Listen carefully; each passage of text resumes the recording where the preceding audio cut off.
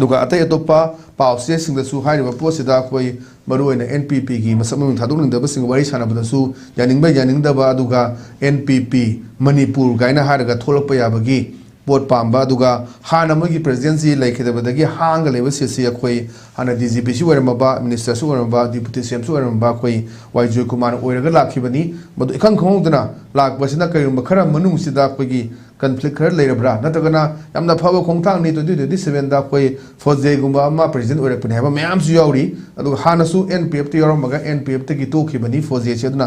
NPP की हजि ओइरैबा film सिदा अखोई किरण गियोबा करी ओपिनियन थमिनिंगबली मसे ताजित आई एनपीपी गतंगी वखम थमजरोय लोनम एनपीपी की ओइरगसु पॉलिटिकल पार्टी इंस्टीट्यूशन सिंग से मसरे यावलबा लैरिबा लीडर ने लैरिबा सिंग से सेंटर की लीडर सिंग लैबगी मखादा लैबो ओइबा तारगदी और एनी आयamba इन पार्टिकुलर लोय हाइरद्रगसु खोंगनावबी सात्रंगी बोत तार खोंगनावबी थांगदन दम आयamba लोयनम लीडर सिंग थांगी को सिरासि तवी खोंगनावबी सिंगदना खांगबा कल्लगना मागी ngसागी लीडर गन निंगदौदुमक्ति ओइबी यादबदु सेना बोकी ओइबी याबगी अरुगा ही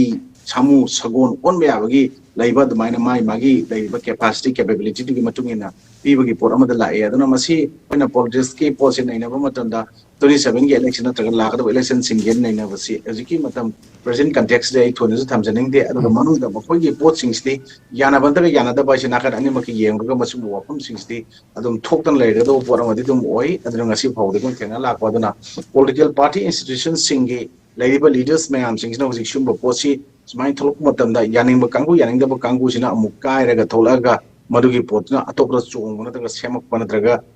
अतोपा मद मर्ज तौसिंगिबे पोर अदुम तौनबा यावदबा नते अदुना शुंबा मयाम सिंगसे इलेक्शन नक्सलाई गोय शुंबा इरांग क्राइसिस कन्फ्लिक्ट मनुंगी लेनाबा मपान थोलकपा सिंगसे अदुम मयेक सेंगदम उबा फंगकनेना आई थमजनिंगी अदुना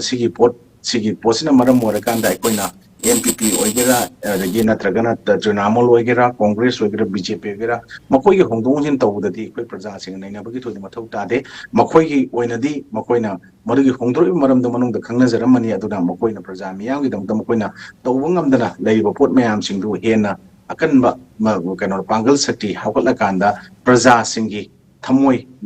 जोय तौबंगमनबा होनरगा लेबा मियामगी थौक तरुंसिंदा मांजिन थाना तौनबा होनबने फै प्रेसिडेंट नुंदिन सिनबा अमा तौबा तौगा एकोइ मदुगी तंग प्रोग्राम तौरकांदा मदुना अकनबा पोट अमु ओरानी हाइबा पोची हाना एमपी ओरमे हाना मिनिस्टर ओरमे एमएलए ओरमे तो ओइदोंग नते मसी गाड़ी सी कोइना मैन्युफैक्चर तौरक मतमदा चै 10 बोकी पीबा मागी लाइफ सी 35 पीबा लैबा दमाइना मकोइ एमएलए मिनिस्टर फनो ओरम तारगसु अमुक तुग्रब पोट मयाम सिंगसे कोइ गाड़ी दहागा साबा ngam कंडेम तौबा अदुगा दसेंना मदुगी अदुम मतम खरगी ओइना साबा लेखिबा पोची अदुम पोट का मानबा पोट अमु पुखलगा मदुना हन बोइ लेरकाना थोइने ता अहोंग नुंगाइबा वर्कदौगी पोट लैते अदुना लैबा पोट खुदिमांगसु अनौबा हापकपदसु नरगा अरिबा लेमिनमसु लैगदबा चनिनगदबा चना कांगुन मयाम सिंग थुगाइनरगा लाकपदनि ngasi कोइ तसेंना पॉलिटिकल पार्टी इंस्टीट्यूशन सिंग जो माइ पांगा तौबा ngamjub सेराइ सुमाइ थमजै